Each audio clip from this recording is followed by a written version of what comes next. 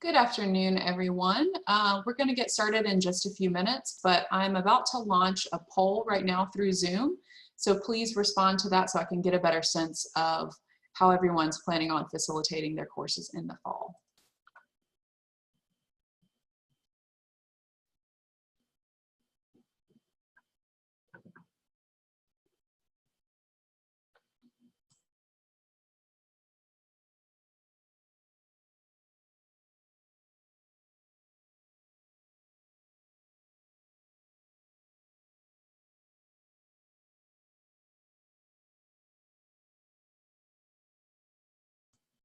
Another quick note in the chat pod, you have the option to respond in the chat to all panelists, which will send it to myself, Ms. Courtney Abair, and Ms. Hala Esmail.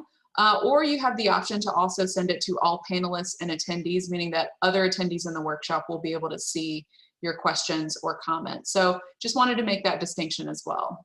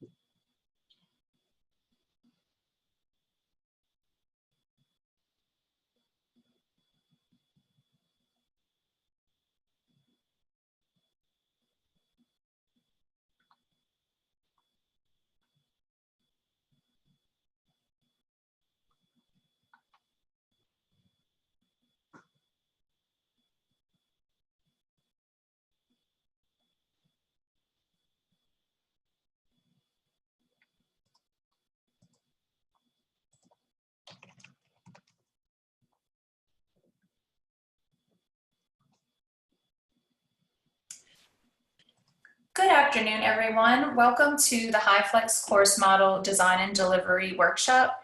This is our second workshop in a series of 5 workshops that are being provided by LSU Online to assist faculty in developing or redeveloping their courses for the fall 20 semester.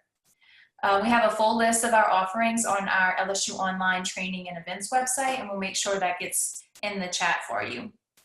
In our first workshop, which was last week, we discussed the basic principles of course design.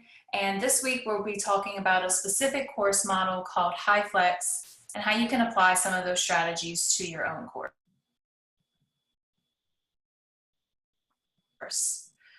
You may want to have a document or something that you can write down some notes or questions as we're going through the webinar. I'm Courtney Abear, and I'm a learning experience designer with LSU Online and Continuing Education, and I'm joined with my colleague Lydia.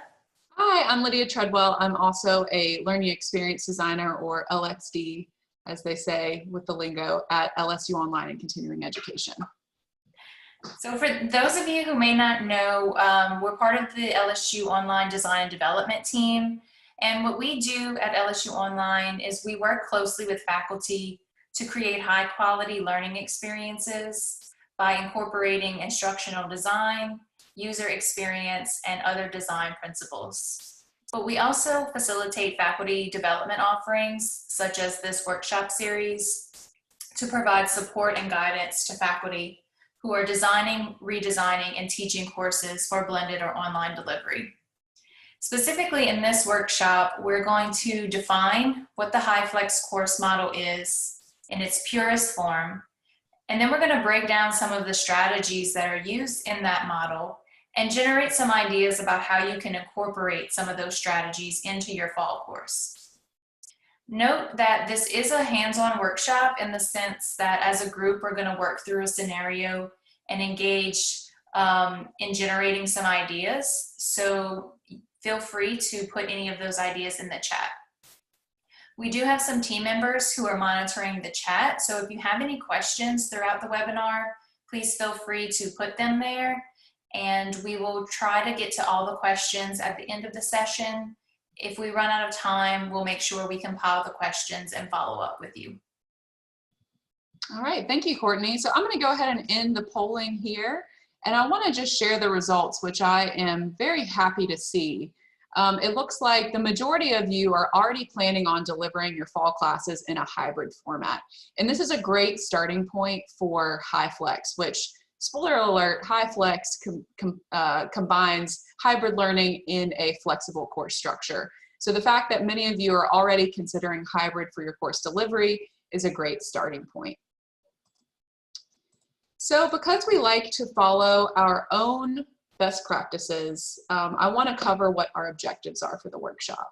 So by the end of this workshop, you will be able to describe the HyFlex course model. You'll be able to select effective elements of HyFlex course design for your course, and then identify some tools that you can incorporate in your HyFlex course elements. You'll notice that we don't have an objective that includes developing a comprehensive plan of how you'll execute HyFlex in one of your courses in the fall. However, because we'll get into this later, but that is a very, very large undertaking to switch all of your courses to HyFlex. However, faculty have been encouraged to design their courses for the fall with the potential for disruption in mind, much like we had in the spring. And we think that this model can really provide you with a lot of flexibility for delivering your course, which is what many of us are looking to right now. We also recognize that there is a diverse group of faculty. So many of you may have specific questions about, okay, well, I teach this lab or this course, and how do I plan my HyFlex course for this particular topic? And we may not be able to address questions that are unique to your specific circumstance.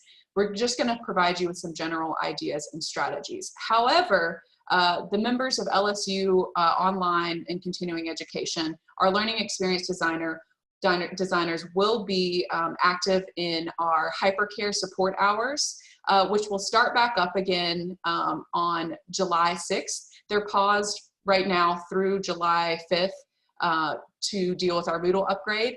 But if you have questions about how certain parts of your course could work in an online course format, we encourage you to hop into those hypercare hours and ask those questions with the learning experience designer. The Faculty Technology Center will also be here to help you work through any potential issues that you might have with Moodle tools that we'll talk about today. So without further ado, let's get into what exactly HyFlex is.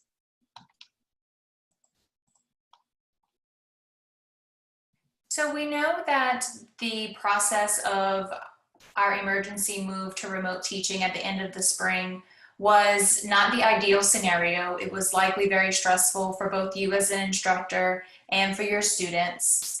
We recognize there's a lot of time and effort that goes into reworking course materials, as well as the fact that your students may have had a learning curve, not fully understanding or recognizing how to finish your course in a modality that they may or may not have experienced before. So like Lydia mentioned, we are trying to be proactive for the fall and provide you with some strategies and solutions for delivering your courses that are a little bit more flexible. And that's why we're covering specifically the model HyFlex. So again, we're trying to plan for a potential disruption so that we can continue to provide quality learning experiences. Please recognize we're not recommending an all or nothing approach here. So we're not recommending that you try to completely redesign all of your courses using this model as it was originally written. Instead, what we want you to think about is how can you use some of the strategies of HyFlex to design or redesign your course and choose pieces of the model to apply to your specific course.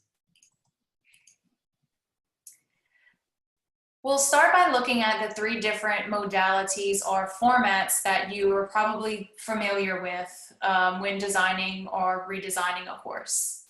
So depending on your specific course and your course size, you may have a good idea of what modality you're going to be using in the fall. It seems like many of you are going to be using the hybrid course format. Face-to-face is, of course, where all of your activities are occurring in person, in a brick and mortar classroom, and you see your students on a daily and weekly basis, in the flesh, so to say.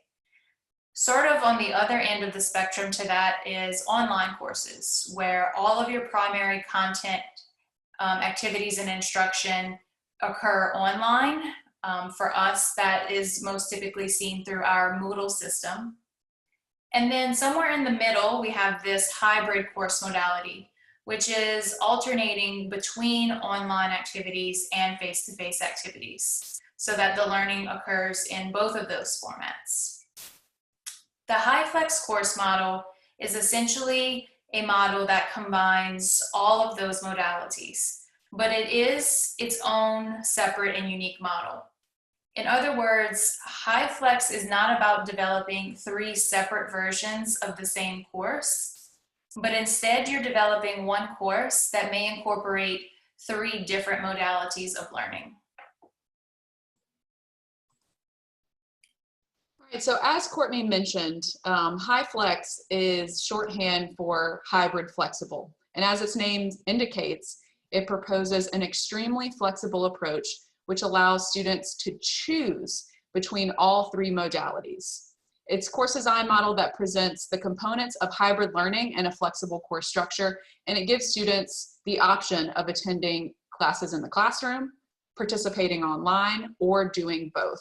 And what you'll find, this term was coined around 2006, but due to the recent pandemic, this has become such a hot topic and has kind of been revived into, from obscurity into popularity. And you can see why, because this offers a flexible format that, instructors could easily pivot if one of the formats, such as attending class in person, is no longer a viable option. So HyFlex not only provides multiple pathways for students to participate in class meetings, but it can also provide multiple pathways for students to actually reach the learning outcomes, which is kind of the more exciting part of this, this course design model. So this is, in its purest form, in its most ideal application, it's giving students the freedom to study when and where they want to based on their own needs, desires, and preferences. And as we know with students, these needs, desires, and preferences can change on a week-to-week or day-to-day basis. And HyFlex allows them to choose how they're going to participate in the classroom. So we have students that may be attending in person. They may be attending remotely via online, but watching a live lecture, or they may be participating in the class asynchronously, completing activities fully online, not attending at the same time as their classmates. With HyFlex, the course material itself, the course resources, are also offered in both face-to-face, remotely, and online options. And we're using technology such as Moodle, such as Zoom, to help facilitate those options.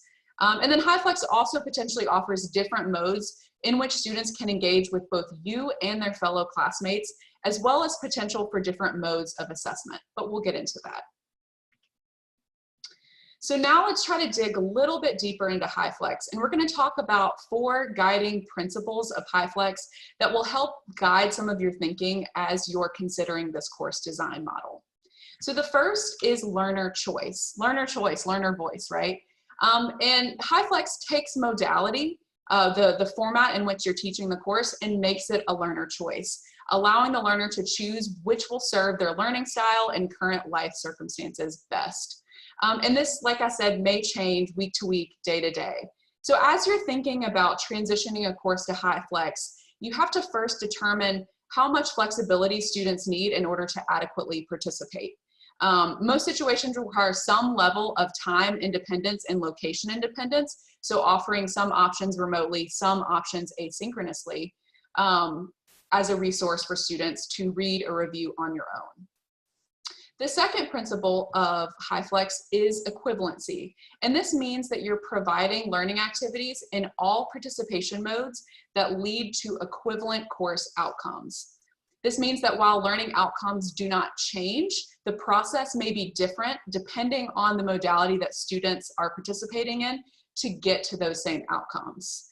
And so we'll talk about this a little bit more in depth, but to accomplish this, you have to be more intentional about your course design, utilizing that backwards design that we talked about in workshop 1, starting out with your outcomes, making sure that your endpoint for all students is going to be the same, and then generating ideas for how students are going to reach that same outcome given different modes of participation.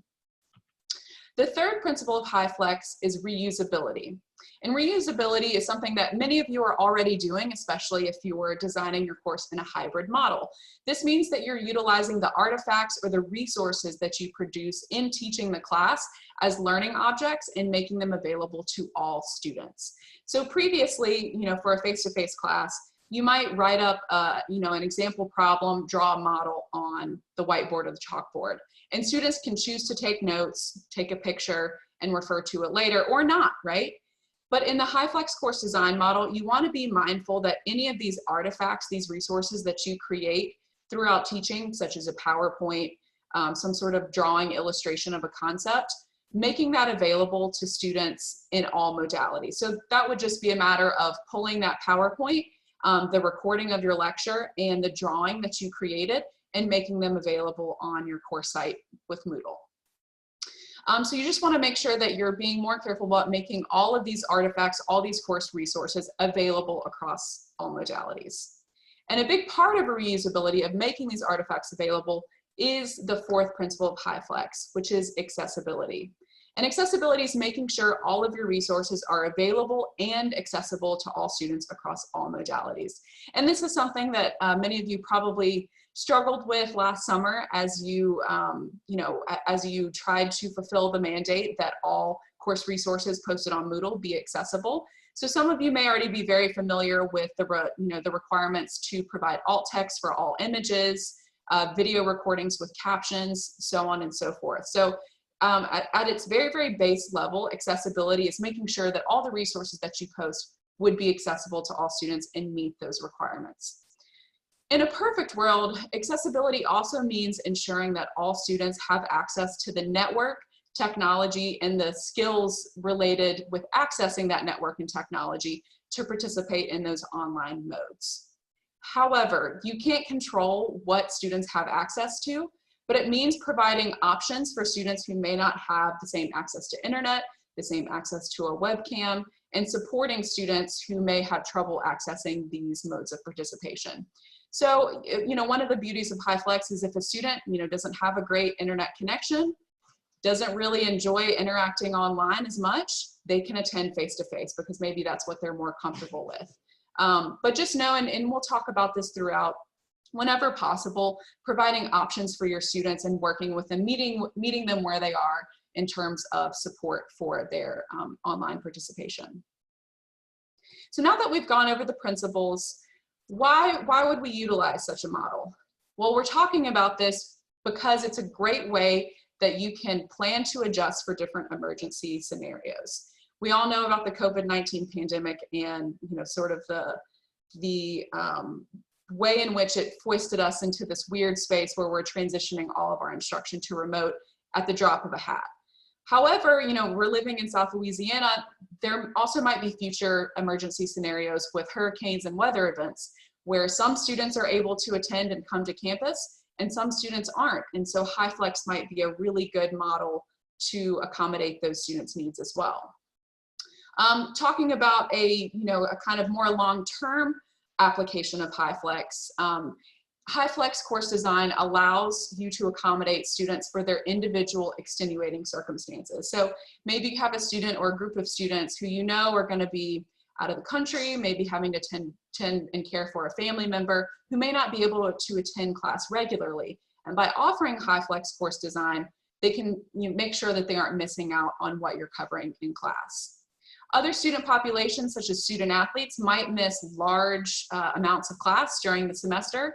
During football season in the fall, there's a lot of class missed. Same with baseball season in the spring. So HyFlex would allow those students to still attend classes.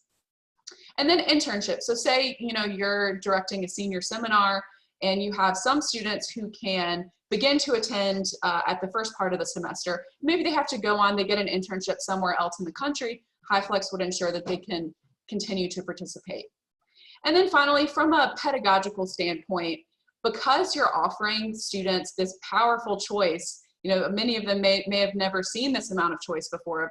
Oh, you mean I can either go to class or not, and then decide to do that differently on a daily basis? It actually increases student engagement and buy-in because they have that choice. They feel like you're catering to their experience and they have a more personalized engagement with you as the instructor. So, that's kind of my bid on why HyFlex can be really, really useful, not only in this moment, but in the future as well. So Lydia, do you mean that we have to design 3 different modalities for each course? So this is something that you may be scratching your head when you're finally starting to understand what I mean by HyFlex. So does this mean that I have to design for 3 different modalities for each of my courses?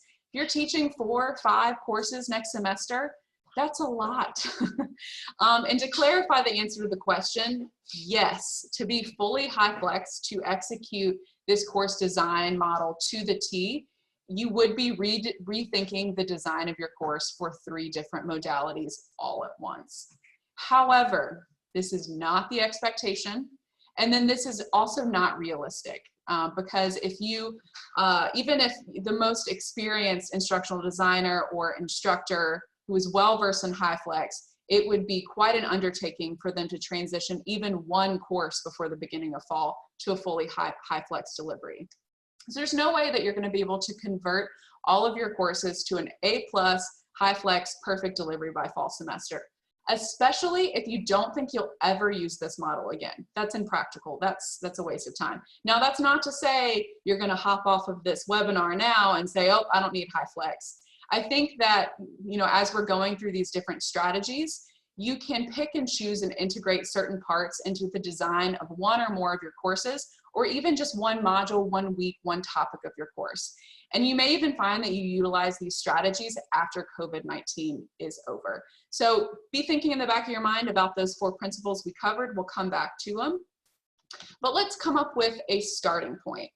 So where do you start? As I mentioned before, when you're designing a course in a HyFlex model, it's more important than ever to consider that backwards design, starting out with those outcomes and then determining how will all students reach that outcome and what are some different ways that students participating in different modes could still reach those same outcomes.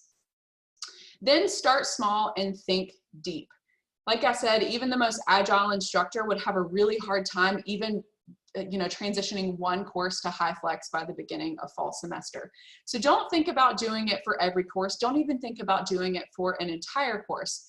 Think about how one particular module assignment, topic could potentially be moved to this HyFlex model. And as you're thinking, think about how this could benefit your courses for the fall. What about after COVID-19? Could it be used strategically for certain parts of the semester or for fall semester over spring semester? Which assignments or modules might you transform? What potential barriers need to be addressed both on your end in delivering the course and from the student's perspective? What might be some barriers on their end? And then what do you need to learn to incorporate these strategies into your fall courses? We'll be talking about tools, we'll be talking about different ways that you can incorporate these tools into a HyFlex strategy, but you might have to do some more research on your end to be able to properly implement these tools. And finally, get organized. We encourage you to utilize some templates that we provided. We covered a course alignment map in the first workshop, and we'll be providing a slightly altered version of that same map that you could use to design a HyFlex module for your course. We also have those Moodle templates that make setting up your course and including important instructional language that will help guide the students through your course as a Moodle template. So consider using the resources that we've provided, and we'll of course provide these to you after this workshop is over with. So now let's talk about an example course. We're going to walk through that scenario that we teased at the beginning of this webinar. And as we're going through the scenario, start thinking about maybe one part of one of your courses that you could apply this HyFlex model to. Okay, so this is probably going to be a common scenario that we can use to transition some parts of a course to HyFlex. So let's imagine that in our course, we're teaching a 2000 level course this fall that would be typically offered face-to-face. And the instructor meets with the students 3 times a week for lecture. Those lectures include in-class discussions as well as a weekly quiz. But the instructor has decided that they want to offer the first week of the class as the HyFlex model to allow students who may not feel safe returning to campus yet to have the option to still complete the course content from their home. So let's walk through looking at these 3 main areas: the lectures, the discussions, and the weekly quizzes. How can we apply the HyFlex principles to redesign the first week of the class? What we're really going to want to think about, or where we're really going to want to start, is thinking about what choices the learners are going to have given the principles of HyFlex, and what changes we need to make in the design of our course in order to incorporate the modalities that we decide are appropriate for this class. So now that we have an idea of what we want to consider, what we need to brainstorm about, let's go back to the 4 principles of HyFlex to really guide and direct our efforts about the decisions we need to make. We recognize this is a lot to think about in a short amount of time, so don't worry if you can't flesh it all out right now, but you might want to jot down some preliminary notes. So remember or recall that the first principle of HyFlex is learner choice. So we need to start by thinking about what participation modes is this instructor going to allow students to choose from. Perhaps the instructor is going to allow all 3 modes: in-person, remote, and online. Or perhaps the instructor is only going to choose 2, and you need to decide on which 2 those would be appropriate. So thinking about the lectures that the instructor needs to provide, as well as the discussions that the instructor wants to have with the students, consider what's the best way to deliver that content and what's going to be the best way to engage those students in the discussion about the content. The second principle of HyFlex is equivalency. So here we want to think about how are we going to ensure that students who participate in the participation modes that we decided on above are going to achieve the same outcome. So this may look different, like Lydia mentioned. The activities and the content that students engage with in the different participation modes may look a little bit different, but we want to ensure that students can get to the same outcome. For example, think about the weekly quiz that the instructor needs to give to the students. How will we assess each of the students in their chosen participation mode? The third principle of HyFlex is reusability. So how is the instructor going to make sure that the resources that students need to succeed will be available to all of the students? For example, the instructor could post some files and some information to Moodle, or perhaps the instructor is going to give out some information in class. Perhaps a lecture will be recorded. And we're going to talk about some more specific ways of using these resources and artifacts in a second. And then, of course, the last principle is accessibility. So how are you ensuring that all of the students are able to access the resources equitably? So we need to take into consideration, again, the captioning of our videos, the accessibility of the files, but we also are going to want to provide some low-tech or maybe even no-tech options for our students who don't have the same access to internet and technology that maybe other students may have. So again, that's where that student choice comes in, making sure we provide enough options for all of our students. So let's talk about a few options that we might present to this instructor teaching this particular course, and looking specifically at that lecture component of the course. So we have 3 different modalities that we want to offer. We want to offer in-class, face-to-face. We want to offer remote synchronous options, meaning that students can remote into the lecture. And then we also want to have an online asynchronous component. So since the course is already designed as a face-to-face course, and depending on the size and location, the instructor may continue to offer in-person lectures to the students who still want to come to campus and interact in person with the instructor. So in addition to having this in-person lecture, a very easy way to offer a remote synchronous option is to somehow capture that lecture for students to Zoom in or somehow access the lecture remotely. And so to provide this live lecture option, you may want to consider using a tool like Zoom, specifically the Zoom webinar that we're using now, where you can make sure that you have very specific controls over the participants in your webinar or in your live streamed class. And the benefits of offering this remote synchronous lecture is that it's the closest to replicating an in-person class, but remotely. And some would consider this to be the least disruptive option to the student experience, because you're still able to provide that personal interaction in real time with the students that are still remoting into the lecture. So that kind of handles our face-to-face and remote synchronous options. But what about those students who can't attend synchronously?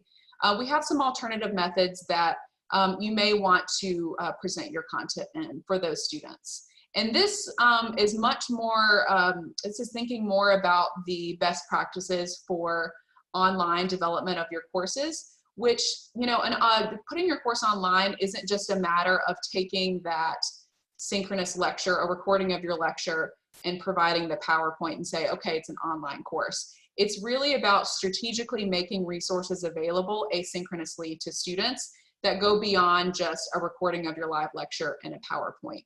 And we'll talk about what those look like. So what you could do for this asynchronous component is, in addition to providing a link to that live lecture that students could watch at any time, that recording of the live lecture, you might also want to post a few mini lectures where you are providing a very short summary of some of the major concepts that you're covering within the class. You may also want to organize your PowerPoint or lecture notes into a Moodle book resource. This is a resource in Moodle that's designed to present content in a richly formatted way. So you could include notes from your class, you could include relevant images, YouTube videos, and links to relevant articles. So it's providing the supplemental format for your lecture that all students could access. And then, of course, providing that recording to a lecture and posting it to Moodle for later viewing. This is another one of those examples of something that's going to benefit all students, even the ones that are still attending your class face-to-face, Because say a student zoned out for an important part of the lecture and they want to go back and, oh, I apologize. They want to go back and review that particular part. By making that recording available on Moodle, they can go back and watch it at their leisure. So these asynchronous options allow for more convenient and flexible access for your students. And these resources will be more accessible to your students than remote synchronous interaction due to internet and computer access. So that's why this online asynchronous component is combining elements of that filmed live lecture as well as other kind of lower bandwidth options such as a Moodle book with notes and PowerPoint slides. So for this scenario, I may suggest, we want to offer that live face-to-face lecture, a live Zoom stream of the lecture, and then of course posting a link to the recording of that Zoom lecture to Moodle. Additionally, the instructor might take that PowerPoint lecture material and transition it into a Moodle book where they're giving a little bit more context, the same context that they would give in class for those PowerPoint slides, and maybe even linking out to some great supplemental resources that will really help students understand the content and apply it. So when we're applying those 4 principles, this strategy checks out. So with learner choice, we're allowing students how they choose and attend the lecture. Equivalency by providing that link to the recording, as well as a new format for your lecture material in the Moodle book with supplemental resources. We're making sure that the lecture material covers the same topics regardless of the modality that it's viewed in. And then finally, reusability and accessibility. All of the resources that you've created for that particular week are available online. If you use that Zoom capture for the recording, it's going to be automatically captioned. And if you've been developing your PowerPoints in accordance with the accessibility guidelines, then it will be a relatively light lift to make sure that the remainder of your resources are accessible and meet those standards. In addition, using the Moodle book, it has a lot of tools built into it that will ensure accessibility, including alt text, headings, all of that stuff that is needed in order to meet those accessibility standards. The second major part of this instructor's course was student engagement, or those discussions that the instructor wanted to have with the class regarding the lecture content. So here we have some examples of ways that this instructor can allow students to choose how they are going to participate in a discussion relevant to the lecture content. So imagine that after the lecture, you start engaging your face-to-face students in a discussion. Maybe you pose a question to them, or you ask them to begin discussing a problem. You can have them discuss both with you, both with their peers who are also attending face-to-face. And then any students who are also participating via Zoom remotely could also participate in this discussion by inputting their responses into the chat, just like you're doing here by engaging with us. Or the students could also use the Zoom response options, such as raising their hand. There's a polling feature, as you saw earlier. So they could use those options as well, so that your students who are attending remotely are also participating in your discussion. It would be best practice to pause your in-class discussion to ensure that you're sharing responses from your remote students so that they feel a part of the class and it doesn't feel like it's 2 separate conversations that are happening.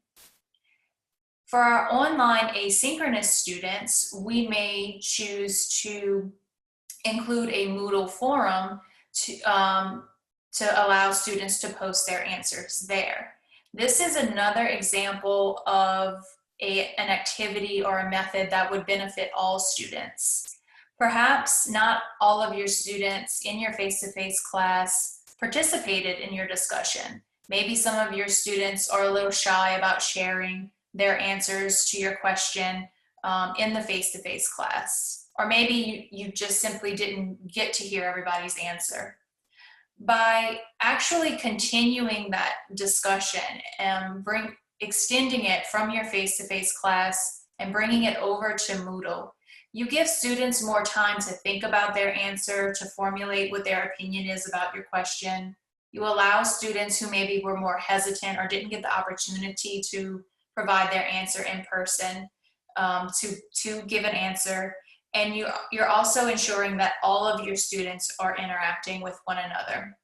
So we don't want to silo those online students by any means. So we want to ensure that all of the students are able to interact with one another. If you want to facilitate some type of small group discussion, either in class or remotely via Zoom, you could also do that. Zoom has a function called breakout rooms, where you could have smaller groups of students meeting in one bigger meeting. And if you would like more information about that, you can join Hypercare when we get back on July 6th. So looking at engagement and how these ideas meet the 4 principles of the HyFlex model, again, we're giving students that choice about how they're participating in the discussion. It's equivalent because all students are discussing the same topic. So whether or not they are joining face-to-face, remotely via Zoom or online, they're still going to be discussing the same topics. It can be reusable. A Moodle forum is reusable in and of itself. If you decide to record that in-class discussion, you could also post that if you wanted to. And then it is accessible because all of our students are being able to participate.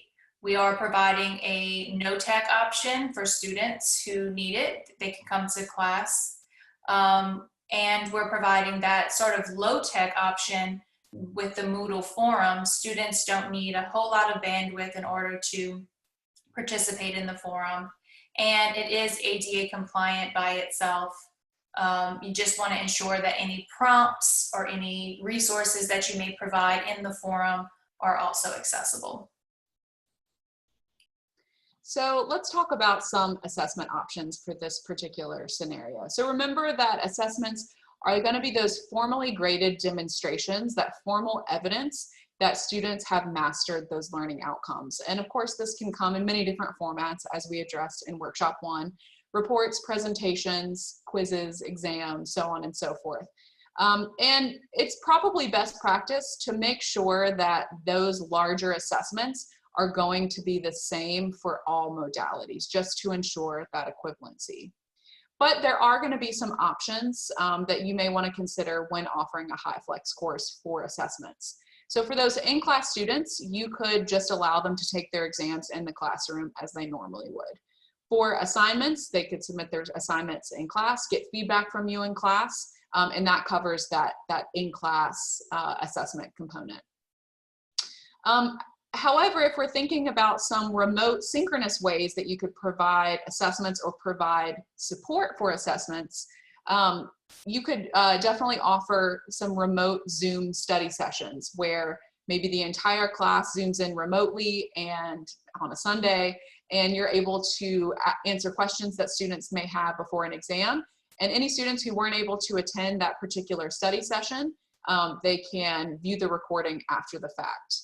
I also heard from a couple of instructors in the quick transition last semester, or excuse me, in the spring, that some of them chose to actually proctor their exams via Zoom, where they had, probably a smaller class, where they were able to get the students to log into Zoom, enable their cameras, and watch the students complete their exam in Zoom. Now, there's definitely some barriers that you're going to have to address by proctoring exams via Zoom.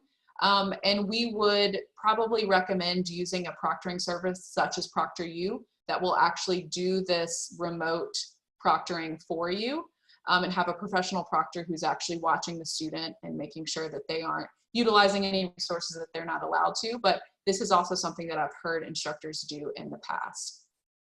And then of course, for your online offerings, you can build that quiz or exam into Moodle and have that proctored via ProctorU. or have the student submit the assignment into a Moodle assignment, upload their assignment there. So for this class, we might want, this is one of those circumstances where offering 3 different modalities for a weekly quiz may not be the best or smartest option.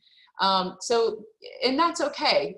If you have executed HyFlex in the delivery of your lectures, in some of your engagement activities, but all the assessments have to be in one modality, that's okay, as long as you're making these expectations clear up front with your students. So for this particular class, it may not be smart to offer this in 3 modalities. Instead, you may just want to have that online quiz available through a certain due date on Moodle, where students who attended in class, who attended in remote synchronously, or who completed the course components online can finish that exam or that quiz all at the same time. So in reviewing those 4 principles, like I said, with learner choice, this is a scenario where you may not be able to offer students much of a choice in order to protect the integrity of the exam that you're giving or the quiz that you're assessing them. However, in terms of equivalency, all students are taking the same quiz, or maybe it's not the same exact quiz, the quiz questions are written around the same outcomes, so students are being assessed on the same outcomes. And then in terms of reusability and accessibility, since the quiz is built into Moodle, it's reusable and it's accessible to all students. So to summarize this section of options and scenarios that we brought up, we're going to summarize it looking through the lens of some best practices that you may consider as you're thinking about how you might apply this to your own course. So the first best practice that we want to suggest is to remember to engage all of your students regardless of the participation modality that they've chosen. So equal engagement for your in-person, your remote, and your online students. And one way that you can do this is by pausing throughout your lecture or breaking up longer pieces of content into smaller bits where you can embed some type of formative assessment or some type of discussion and reflection for your students. So this not only helps promote retention of information for your students, it allows them to process the information that they're getting, but it also allows you to ensure that you can respond to any questions or issues that the students may be having. The second best practice that we would suggest is to try to think of ways of how you can extend in-class discussions or activities online. One way you can do this is by using your online content to introduce topics while leaving the more in-depth application and analysis for those face-to-face meetings. And those could also include, some small group discussions, maybe some group work, obviously still following the appropriate university-approved social distancing guidelines. If you do decide to do that, ensure that you're explicit about the expectations of participation for both your face-to-face and online students. If you're going to offer students to participate remotely, ensure that they understand what it means to participate remotely. Are they going to be expected to use their microphone to participate or type in the chat? You may provide an online etiquette statement for your online students. Does participation factor into their grade? So these are things that you want to ensure that you are explicit about so that all students have the same baseline and the same information. And then lastly, ensure that your assessments are aligned to your course outcomes and that you're using your assessments to help provide feedback to your students. One way to do this is by using the auto-graded quizzes or the lessons in Moodle. So those are great for providing immediate feedback to your students. Some type of ongoing or informal assessment throughout your lectures or activities is also a good way to give students feedback. And make sure that the feedback is timely and also significant for your students. So I know that, oh, yeah, oh, go ahead, Lydia, Paula. sorry, we have a really good question that came in through the chat, and I just want to pose it. It's more of a logistics question. So you mentioned having perhaps using something like Zoom in your face-to-face in-class session and having students join remotely. So the question is, does everyone log in with Zoom, but the face-to-face students mute themselves, and as their voices will be picked up by a shared audio feed? So specifically, can the remote students share directly through audio in a class discussion, or is this done through chat or comments sent to the instructor? So what are your recommendations as far as how to facilitate that the logistics part with the face-to-face class? So as far as what you can and cannot do, if you wanted students to participate synchronously through Zoom by, I saw someone raise their hand just a second ago, and you've made it able for those students to share their audio, they would be able to respond in real time. However, if you have a student who has a poor internet connection, or maybe you're in a classroom who doesn't have a great, set of speakers, that might not be the best option for that particular discussion. Instead, you might suggest that students capture their questions and comments and put them into the chat pod, and at strategic points throughout your lecture, maybe after you've gone over a point, you say, hey, let's turn it over to the remote students. What are your thoughts? And have them respond, and then you're able to either share your screen and show those responses to other students that are attending face-to-face, or you can just read those out and make that as a part of the conversation there. Did that sort of cover all we needed to? I think so. And one thing too to keep in mind is that not all students will have maybe a computer or a device that enables them to join Zoom in a face-to-face session. So you might have a student who comes to class, doesn't have a cell phone or forgot their cell phone, doesn't have a laptop, and might have a great question. And whenever you have students joining remotely via Zoom, what might be helpful is, as the instructor, you can repeat that question for your remote listeners. So especially if you're teaching a large classroom, you might have a microphone at the front of the classroom, but those questions might not be picked up. So just be aware of that, maybe rephrase or summarize the question. That way, not only your remote live listeners will hear the question, but also for the recording as well. So I hope that fully answers your question. If not, feel free, please, reply in the chat and let us know if we can clarify further. And a lot of your questions will probably be with logistics. And I think the best way to work through what's going to work best for your class is thinking about class size, class level, even like student maturity in the class, because you may not want to open up a free-for-all Zoom lecture for a large, survey class where you might have students who use Zoom for, not the best outcomes. Whereas if you had, a higher level, smaller class, opening up that Zoom channel for a student to raise their hand remotely and say, hey, I have something to say to the class, that might be a better possibility for that particular class. So as you're thinking about, you're starting small, remember, start small, think deep, think about a particular topic or a module or a week of material for one of your fall courses. And what do you want students to know and demonstrate by the end of that week? What is the outcome of that week?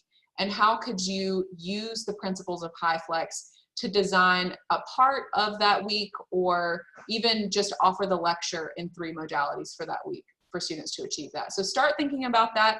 If you have ideas or questions, start putting those in the chat pod as we go through the next couple of slides, and then we'll finish up with questions. Lydia, I'd like to pause here for a sec, interrupt, I should say. So whenever posting your questions or your ideas, if it's something that isn't maybe really too specific to us panelists, I do encourage you to select the option to to allow your fellow attendees, your fellow colleagues here in today's session to see that question as well.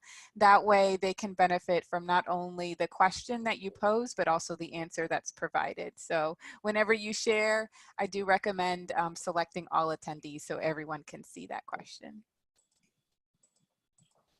So the last major thing we're going to cover today is how do you go about organizing and sort of planning for this HyFlex for the strategies you're going to apply.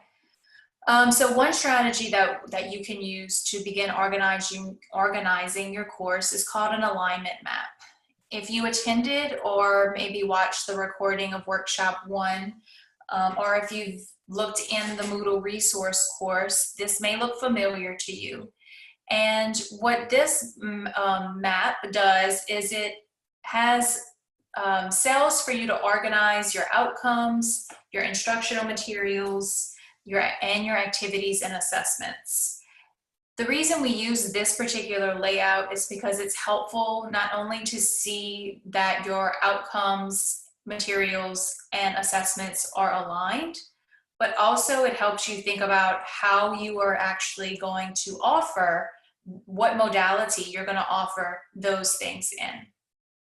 So this document can be used as a worksheet as you plan and configure your course for the fall.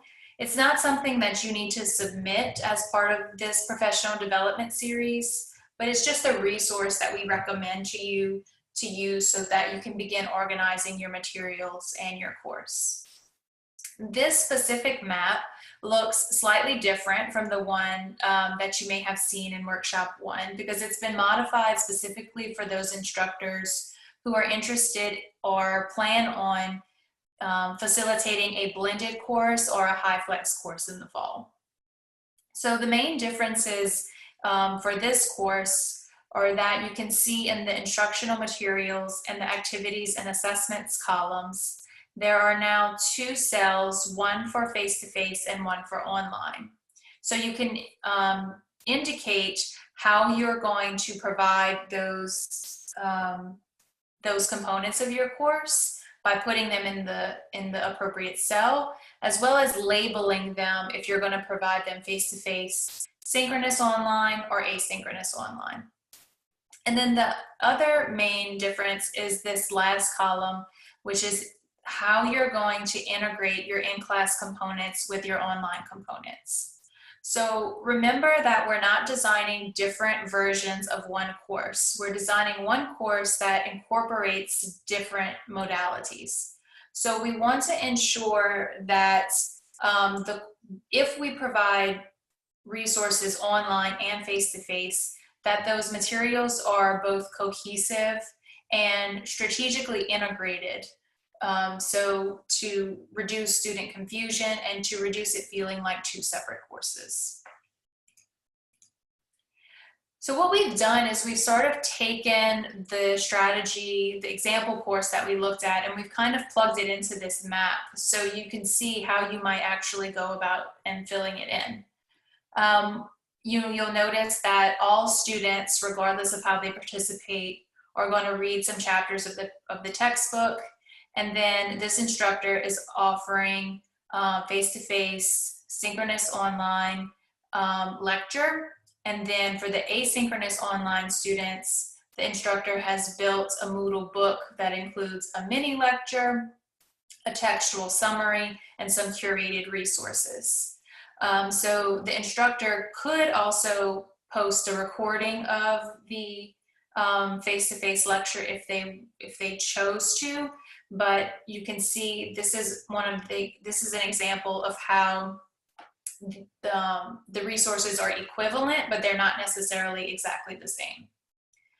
In the third column, activities and assessments, you can see how the discussion takes place both face-to-face and online, just like we discussed. And then like Lydia discussed, the Moodle quiz is simply going to be, or the weekly quiz is simply going to be asynchronous online for all students. The last cell, here it just describes how those activities are integrated with each other, and considering the order in which students are engaging with the activities that I've posed.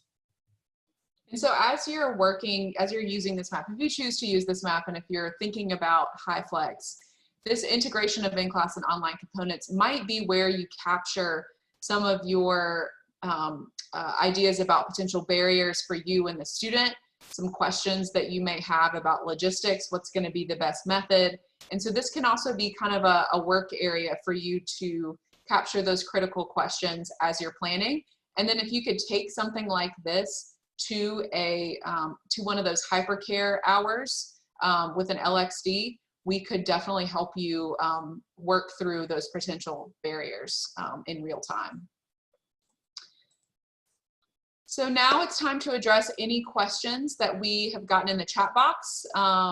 While we kind of take a look at the chat box, let me just remind you where to find those resources on LSU Online Faculty Resources page. And we'll make sure to share out a link to the recording of this webinar and best practices with the HyFlex course design model, along with the blank alignment map. And feel free to just share this out to your colleagues, anyone who might be considering something like this for their course. So while, if there's any remaining questions, feel free to add those to the chat box. But I did want to take a moment to show you where to find those faculty resources. So we're at online.lsu.edu. This is the LSU Online and Continuing Education website. We want to go to About LSU Online, and then there's an area called Faculty Resources. This is where you'll find training and events, resources and support, our great Learn and Go video series, and then some other information about LSU Online. To view the information about our future Fall 2020 Professional Development Workshop Series, you can view that here. We have the recording of Workshop 1 if you missed that last week. You can also register to attend Workshop 3.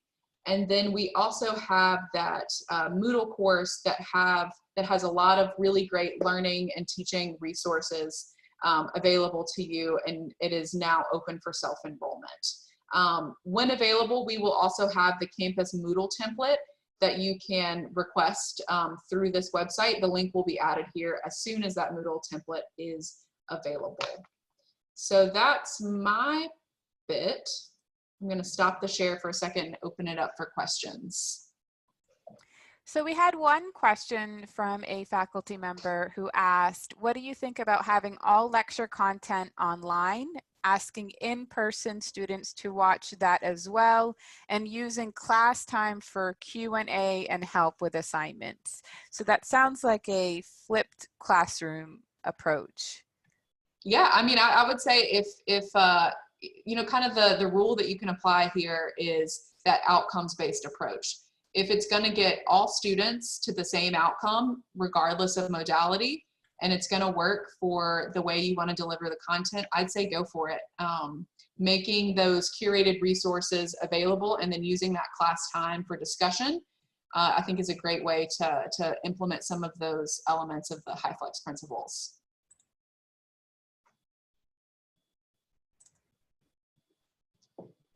There was, another question about groups. So the question is, how do you recommend to split the group of students in the remote or face-to-face groups? Should I do a poll before classes start? What are some recommendations for dividing students up into groups? And I'm not sure if this is specific for class discussion or group assignments, but I'm assuming class discussion. So if you're trying to facilitate groups and class discussions via Zoom and in person, it can be a little bit like a three-ring circus, but as long as you have practiced a little bit with Zoom, it's fairly easy to manage. So Courtney mentioned Zoom breakout rooms earlier in the presentation, and this is something that when you're the host for a meeting, you see an option in the bottom in your Zoom control panels for breakout rooms. And I believe, correct me if I'm wrong, Hala or Courtney, I believe you can have it automatically distribute students in equal groups, or you can go in and choose them. And I know you can go in and choose them individually into groups. So say you have 12 students attending synchronously, dividing them into 4 students of 3 groups of 4 students. Yes, you can do that. You could just have Zoom auto assign those breakout groups. And you may want to poll your whole class at the beginning of the semester and see if students would be interested in, you know, participating in your class asynchronously or synchronously. You know, remember that one of the principles of the HyFlex model is learner choice. So the learner is typically choosing how they participate versus being assigned a modality to participate in.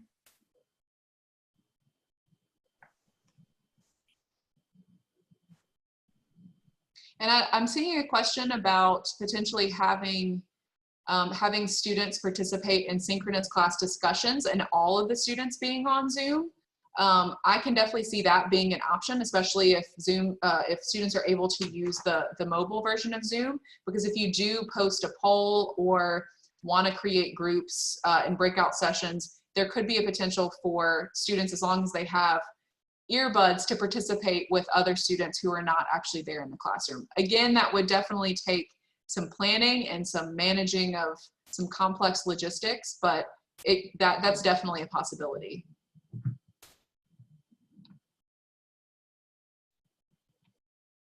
Anything else? Looks like we had one last question, or one more question pop up. What if you have more students that want to be face-to-face than the spots available in the classroom? So I'm not sure of the details of how classroom assignments are being done. That might be a question for your department chair or college dean.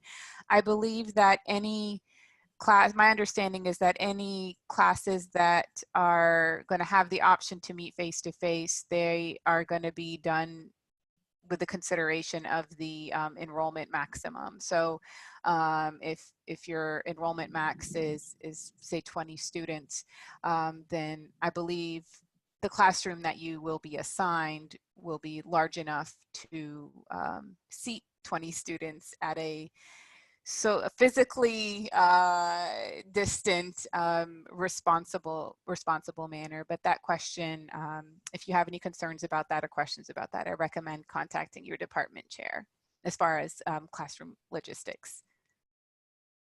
And I think we addressed all the questions that came in, even from the beginning of the session. If we didn't, please let us know. Lydia, I'll turn things over to you and Court for any final words. Just try it out. See if it works. I think one of the great applications of this model is that it is so flexible. So if you design one class, HyFlex, and it just crashes and burns, then you can either take those lessons learned into your next design, or maybe try to approach it from a different course design model. But try it out, and we would love to hear your questions, your thoughts as you continue to think about HyFlex course design for your fall courses. Thank you so much for your time this afternoon. And like we said, this recording will be available. I'll send it out in an email probably tomorrow morning, along with that updated alignment map. And again, thank you for your attendance. Y'all have a great day.